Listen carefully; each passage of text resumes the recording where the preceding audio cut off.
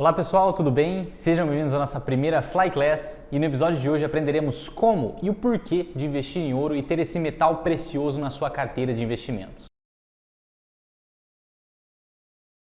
E fica até o final do vídeo que disponibilizaremos de graça uma planilha para você calcular o quanto que você precisa investir em ouro num contrato futuro aí, tá bom? Vamos lá, vamos comigo pessoal, a história do ouro, né? O ouro, na verdade, ele é um metal, né? Amarelo, maleável, denso, né, e que tem inúmeras utilidades na nossa sociedade atual, tá bom? E ele sempre foi visto como um sinal de riqueza, né? Sinal de riqueza em todas as sociedades que a gente aprende, né? Então, por exemplo, né, historiadores estavam escavando alguns túmulos, né, encontraram sarcófagos datados de 4.600 anos antes de Cristo, com algumas múmias, né, alguns esqueletos ali, com alguns pertences em ouro, tá, como joias, anéis, colares. Então a gente vê que o ouro foi tido como um sinal de riqueza desde a antiguidade, né, desde antes de Cristo, tá bom? E como eu disse, né, ele tem inúmeras utilidades na nossa sociedade atual, tá?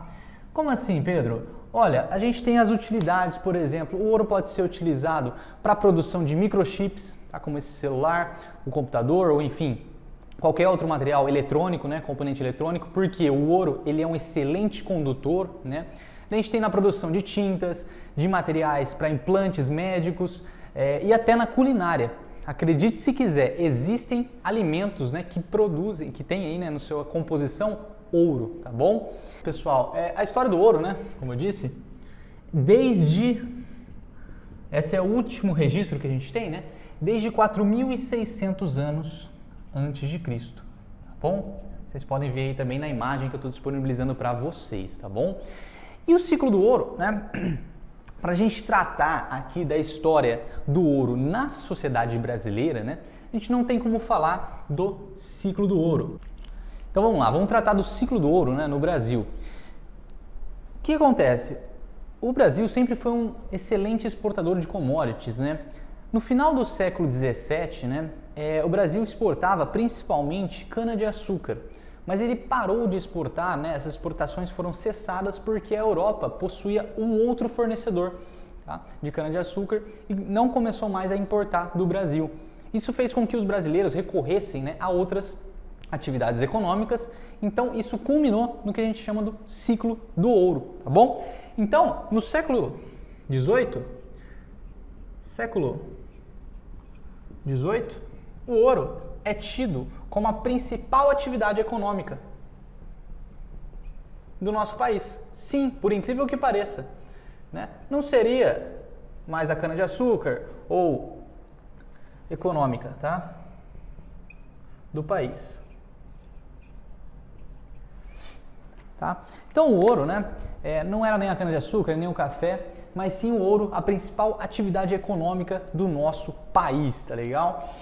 E a gente viu, né, como as exportações em queda da cana-de-açúcar no final do século XVII, né, a partir do século XVIII ali, a gente começou então a extrair o ouro das nossas terras, né, principalmente no estado de Minas Gerais. Tá? Inclusive o próprio nome, né, Minas Gerais, já se refere às minas, né, não só de ouro, mas às Minas Gerais, né? Ou seja, prata, níquel, cobre, enfim, outros metais, tá bom? Então, no século XVIII, a principal atividade econômica do Brasil, tá legal? E, né, a gente culmina na Inconfidência Mineira, né? Inconfidência Mineira. Então, para explicar, né, mineira. Por que o ouro, né, sempre foi tido como um sinal de um investimento aqui para os brasileiros, né? Confidência Mineira. Tá? Então, para explicar quais foram aí, né, esses motivos, né, que levaram a gente a acreditar que um ouro é uma boa forma de investimento, veio desde o século XVIII naquela extração, tá bom, de ouro ali nas Minas Gerais, principalmente, né? Então o ouro, né, se tornou, né, um dos investimentos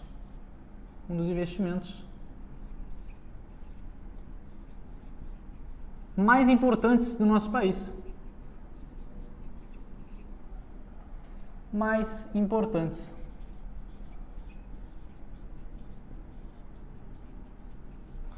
No nosso país, no Brasil.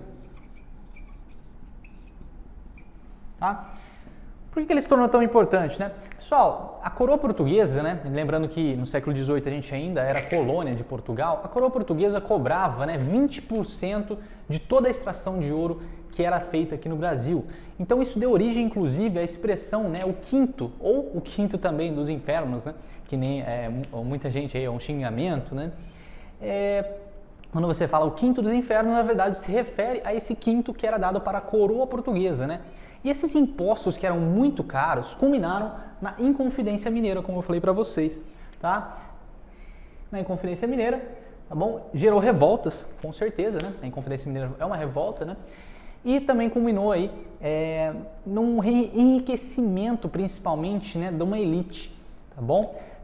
Lembrando que a elite foi do Nordeste, né? Que era aqueles grandes fazendeiros, mais para o interior agora do país, tá legal?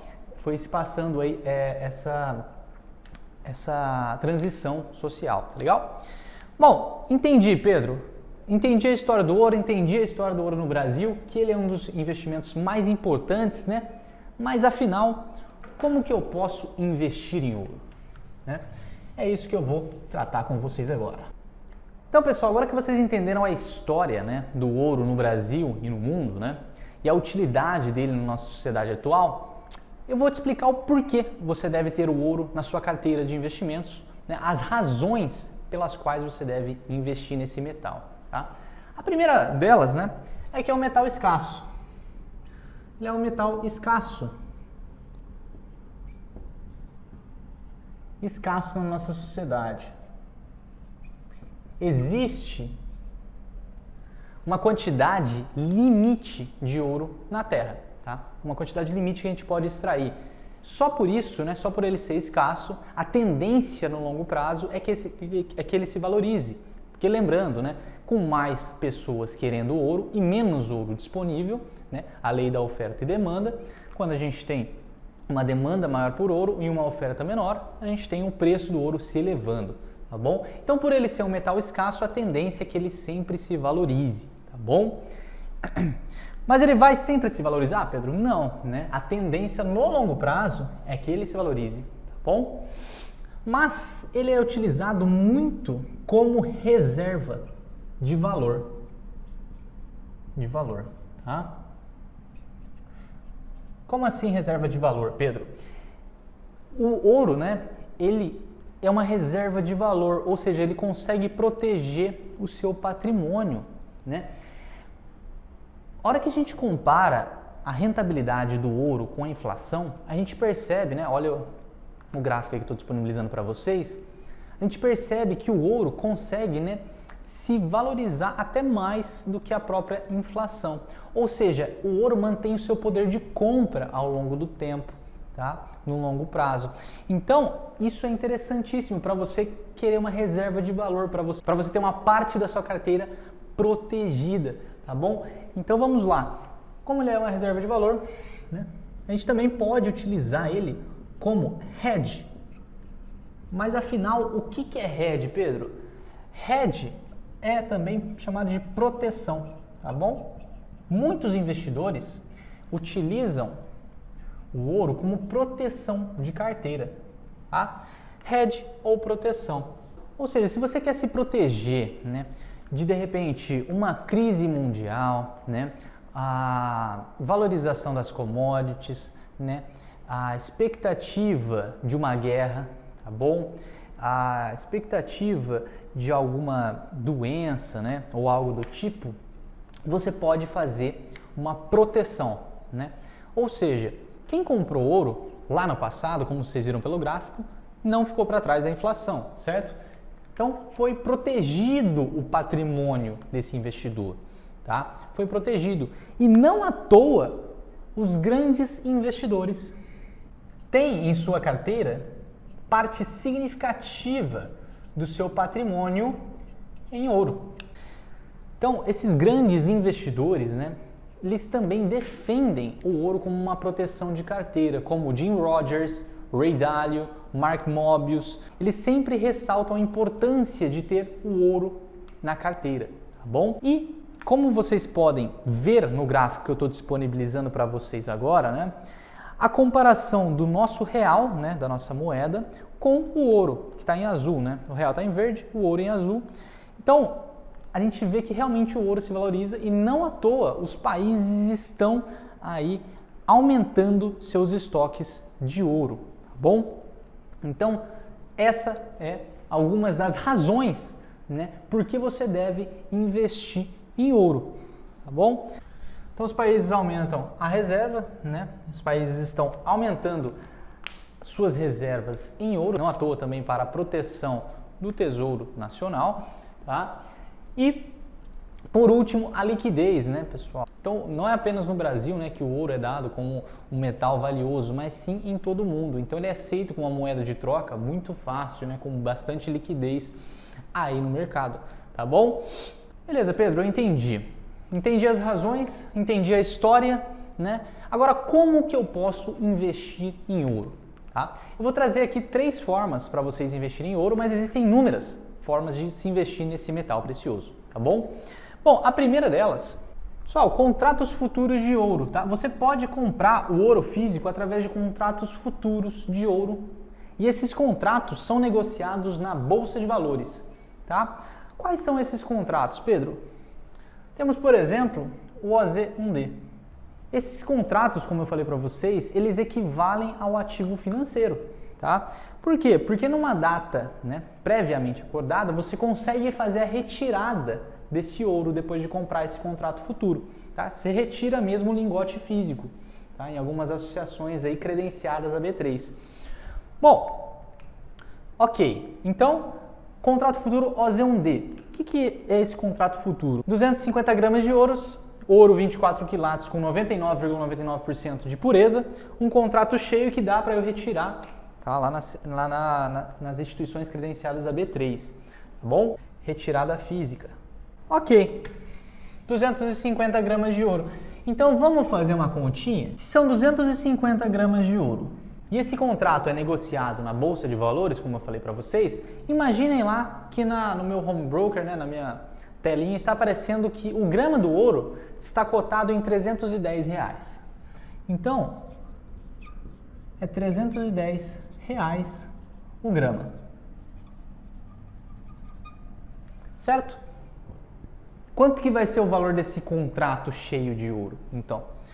Bom, se são 250 gramas, eu vou fazer R$310 vezes 250 gramas. Tá? Por quê?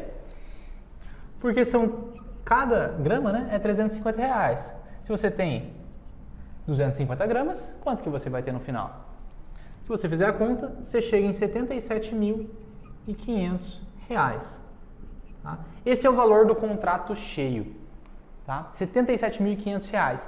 Ah, Pedro, eu não tenho esse valor para investir em ouro.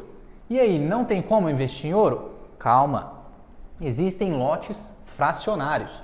O OZ2D ou o OZ3D, tá? No lote fracionário aí de 10 gramas e de 0,225 gramas, tá bom? Aí é só fazer a continha. Ah, Pedro, não sei fazer a conta. Por isso que eu disponibilizei a planilha para vocês no final do vídeo, tá bom? Vamos lá. Então, o contrato OZ2D é um contrato fracionário de 10 gramas de ouro puro, tá? 24 quilates também, tem que ser a mesma grau de pureza. E esse daqui também, o OZ3D, 0,225 gramas de ouro puro, tá? Qual que é a diferença entre esses contratos, então, Pedro?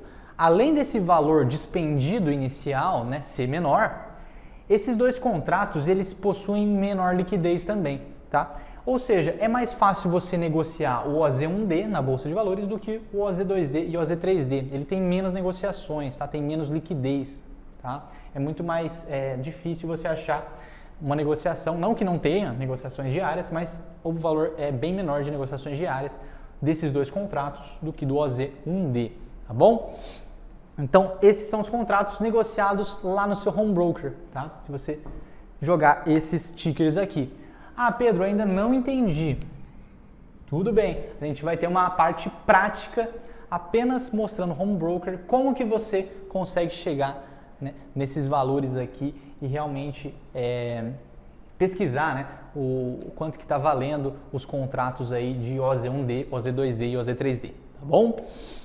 Ok, Pedro, entendi a primeira forma através de contratos futuros, tá? Vamos ver a segunda forma então. A segunda forma de se investir em ouro é através de ETFs. ETF é uma sigla, lembrando, para Exchange Traded Fund, ou simplesmente fundo negociado em bolsa de valores, tá? Trazendo aqui para o português. Exchange Traded Fund. Você pode ir na seu home broker e jogar esse ticker aqui, por exemplo, Gold 11.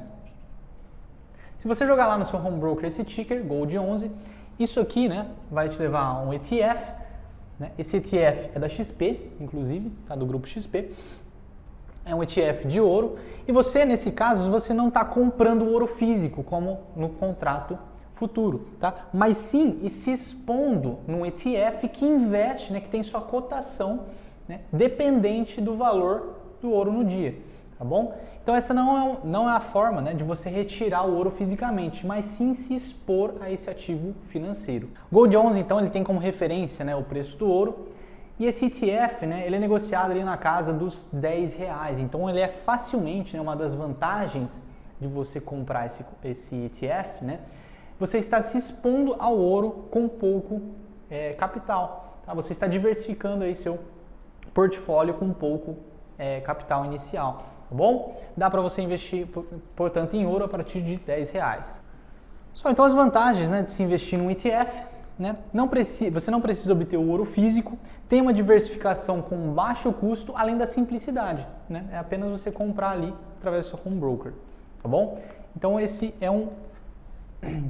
né, é uma das formas mais interessantes para se expor ao ativo ouro, tá bom? Mas lembrando, como ele é um fundo, ele também cobra taxa de administração, tá bom? Depois vocês dão uma olhada lá qual que é a taxa de administração desse ETF.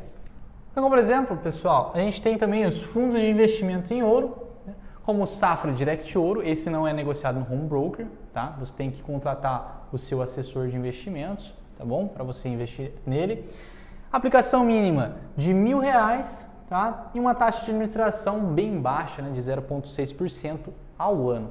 Tá legal? É uma outra forma bem interessante também de você se expor ao ouro como ativo financeiro, tá bom?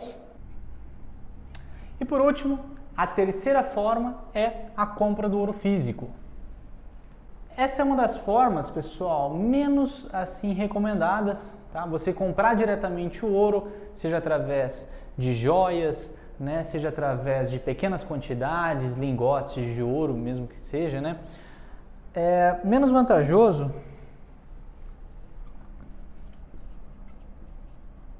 Menos vantajosa.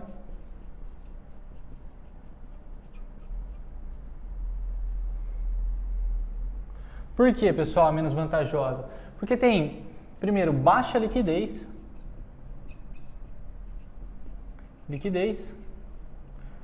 tá? Então vamos imaginar que você comprou o ouro físico, né? Ah, comprei aqui, Pedro, um colar de ouro, né? Comprei um colar de ouro e vou esperar ele se valorizar, né? Vou utilizar esse colar como um investimento. Bom, se você quiser vender esse colar, né, você vai ter uma baixa liquidez, ou seja, você pode até conseguir vender, né, esse colar para um terceiro, né, mas você não vai conseguir obter um valor justo, né, um valor que você queira nesse colar muitas vezes, tá? Porque essa terceira pessoa, enfim, ou ela vai utilizar para uso próprio, ela vai querer um desconto, ou você vai vender para um terceiro, né, uma loja especializada em ouro, e ele também tem a sua margem, né, de lucro ali. Então você sempre vai ter uma baixa liquidez, né, nessa forma de comprar o ouro físico, tá bom? Você nunca vai conseguir obter aquele valor justo, aquele valor que você realmente quer, deseja, comprando o ouro físico e armazenando ele, tá? Além disso, como eu acabei de falar, armazenagem, né? Você precisa de um local para você armazenar esse ouro físico, tá? Se você for comprar joias, se você for comprar artigos de ouro, você vai ter que armazenar, né? E também ter custos com isso, né? Custos com proteção desse ouro, né? Custos.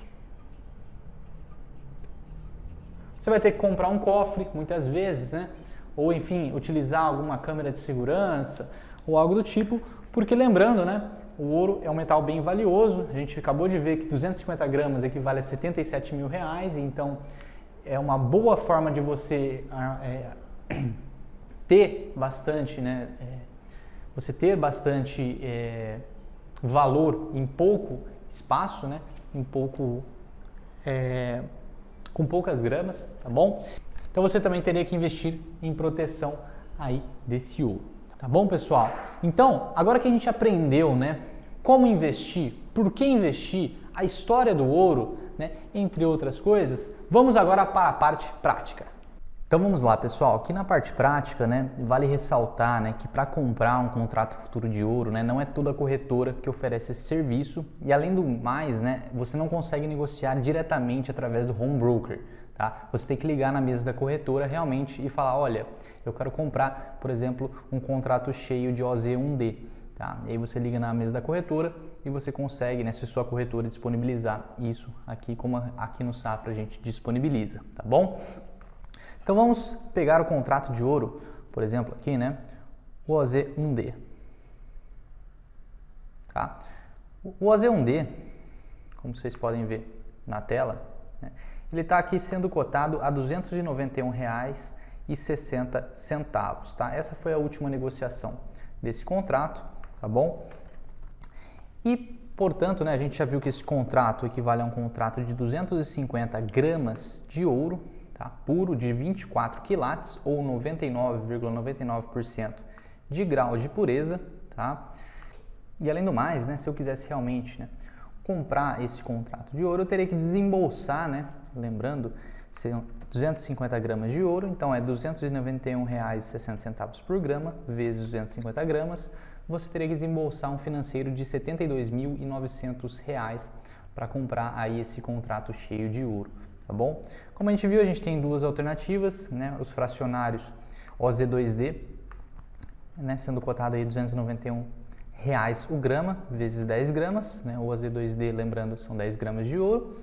Então você tem um financeiro, né? Teria que despender um financeiro de R$ 2.910 para comprar esse contrato, o OZ2D. E no OZ3D também a gente vê aqui, né, que o OZ3D R$ 289 o grama, vezes 0,225 gramas, você teria que despender aí R$ 65 por contrato de ouro, tá bom?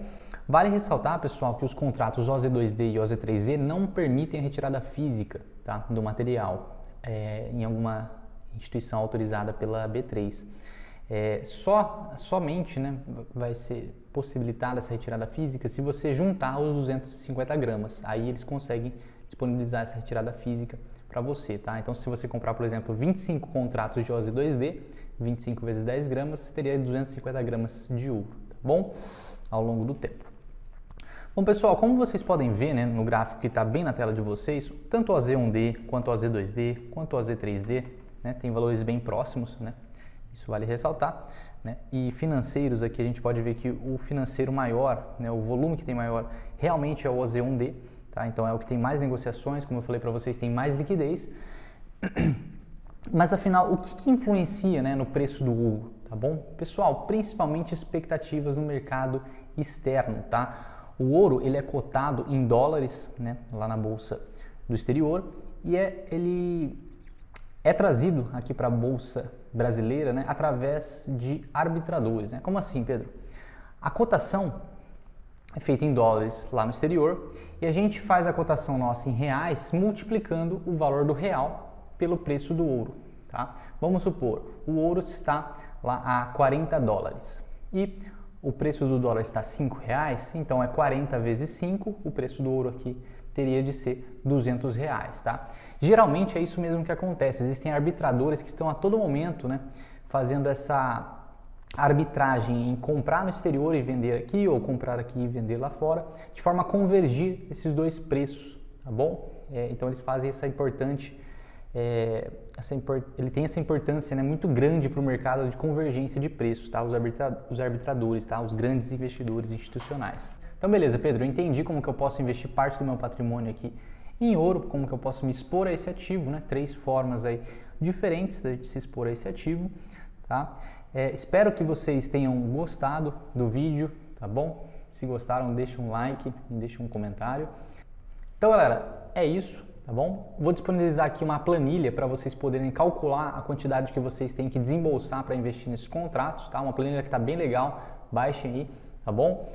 Também tem um gráfico ali mostrando, né, a cotação do real contra o IPCA, do ouro contra o IPCA, tá bom? E é isso. Se você quer investir parte do seu patrimônio em ouro, né, e quer contar com a nossa assessoria personalizada, invista aqui através da Fly Capital e conte com a nossa assessoria de mais de 15 anos de experiência em mercado, tá bom? Um grande abraço a todos e até mais.